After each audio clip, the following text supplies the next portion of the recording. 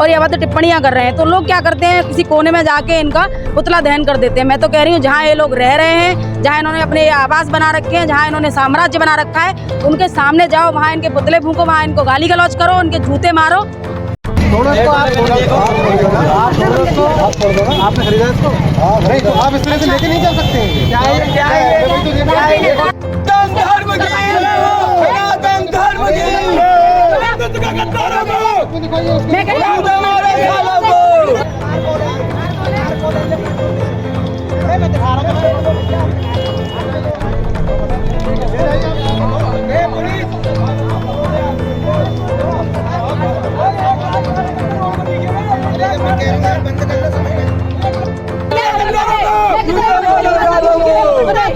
क्या करते हो? कुछ नहीं करते, क्यों नहीं कार्रवाई होगी? सार्वजनिक स्थान है ये सार्वजनिक स्थान है।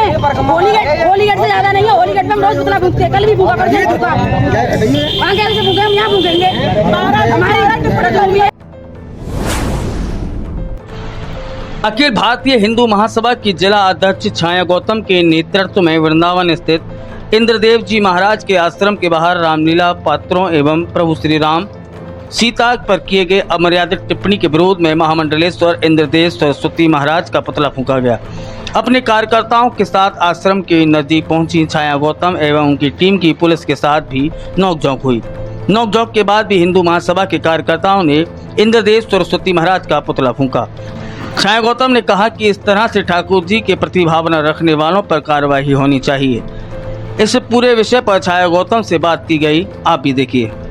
निश्चित तौर पर सनातन धर्म को गड्ढे में ले जाने का कार्य ये सनातन के ठेकेदार जो बैठे हैं, इस तरह के पाखंडी फर्जी लोग, ये लोग कर रहे हैं। हम लोग, अब होता क्या है कि जब ये लोग व्यासपीठ से बैठ के ऐसी कोई अभद्र टिप्पणी करते हैं, उसके बाद इनका विरोध होता है देश में, और उसके बाद ये माफ़ी मांगते हैं, फिर इनकी माफ़ीनामा चलता रहता है महीनों। तो ये महीनों टीआरपी लाइमलाइट में आ जाते हैं। इनका टीआरपी का मामला है। सस्ती लोकप्रियता को लेते हुए सनातन धर्म को एक तरह से बेच रहे हैं और ये अभद्र टिप्पणियां कर रहे हैं। तो लोग क्या करते हैं, किसी कोने में जाके इनका पुतला दहन कर देते हैं। मैं तो कह रही हूँ जहाँ ये लोग रह रहे हैं, जहाँ इन्होंने अपने आवास बना रखे हैं, जहाँ इन्होंने साम्राज्य बना रखा है, उनके सामने जाओ, वहाँ इनके पुतले फूंको, वहाँ इनको गाली गलौज करो, उनके जूते मारो, तब ये होश में आएंगे। और दूसरी बात, मैं प्रशासन से एक ही निवेदन करना चाहूँगी।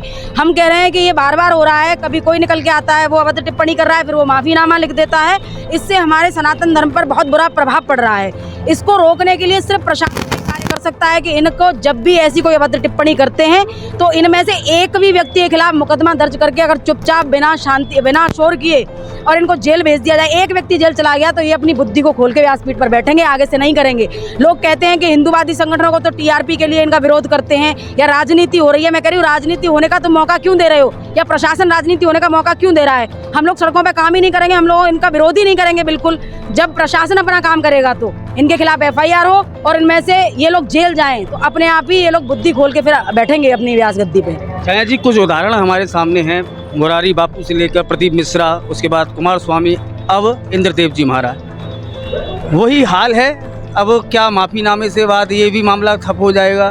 क्या हिंदू देवी देवता इसीलिए बने हुए हैं कि उनकी टीआरपी लिया जाए और फिर उसके बाद उन्हें क्षमा कर दिया जाए?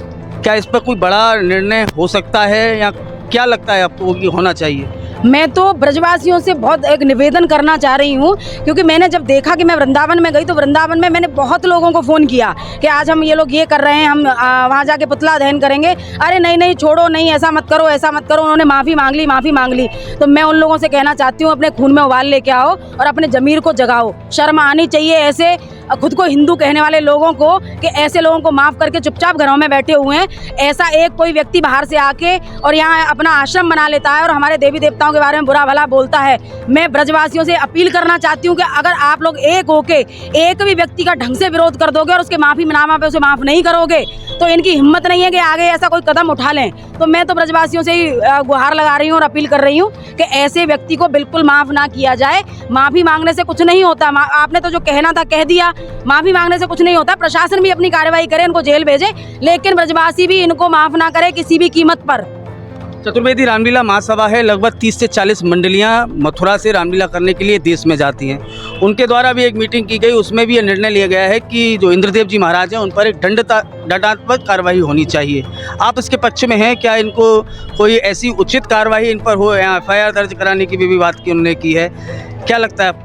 चतुर्वेदी समाज निश्चित तौर पर किसी भी तरीके से करता हो, लेकिन देखो यमुना की पूजा करना, सनातन धर्म को आगे बढ़ाने का कार्य चतुर्वेदी समाज जिस प्रकार से करता है, मुझे लगता है कोई और समाज, ब्राह्मण समाज और चतुर्वेदी समाज ये एक ही समाज है। और ये जो कार्य कर रहा है सनातन के, ये रखवाले और मुखिया हैं ये लोग। अगर ये लोग इस बात को कह रहे हैं तो निश्चित तौर पर इनको एक बड़ी सजा मिलेगी, क्योंकि ये समाज इतना बड़ा है कि अगर चाह लेगा और ठान लेगा तो इसको सजा दिलवा के मानेगा। और इसको अगर सजा मिलती है तो जितने भी महामंडलेश्वर, जितने भी इस तरीके के पाखंडी, हर व्यक्ति पाखंडी नहीं है, बहुत अच्छे अच्छे सिद्ध पुरुष बैठे हुए हैं, लेकिन इस तरीके के पाखंडी सब होश में आ जाएंगे। छाया जी, जिस तरह से मथुरा से हो या वृंदावन से हो, रामलीला मंडलियाँ करने जाती हैं और ये अलग छाप है पूरे देश में, यहाँ की पसंद भी रामलीला को करते हैं। उस तरह से अपनी कथाओं के माध्यम से, वो भी लाइव जो बताया गया है कि लाइव चल रहा था, उसमें सीता जी के पात्र को लेकर, कन्यादान को लेकर, यहाँ राम जी दारू पीते हैं, ऐसे शब्दों का प्रयोग किया गया।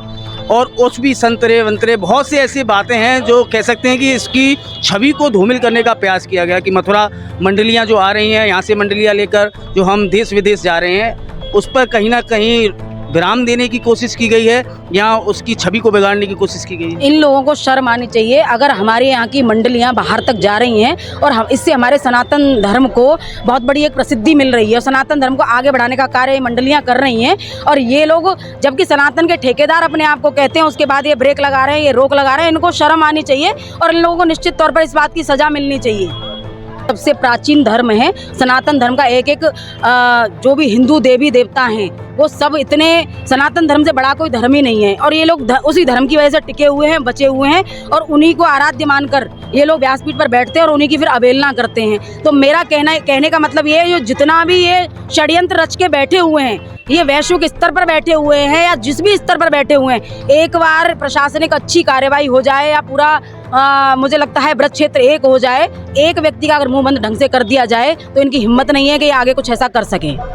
तो देख रहे हैं आप, ये हमारे साथ थी छाया गौतम, हिंदू महासभा की जिला अध्यक्ष, जिनके द्वारा आज वृंदावन पहुंचकर इंद्रदेव जी महाराज के आश्रम के बाहर उनका पुतला फूंका गया है। पुतला इसलिए फूंका गया है कि उन्होंने रामलीला को लेकर, राम जी को लेकर, सीता जी को लेकर, वहीं उनके पात्रों को लेकर ऐसी अभद्र टिप्पणियां की हैं। यदि आप सुनेंगे तो आप भी कहेंगे कि ये महाराज हैं, ये संत हैं या कुछ और हैं।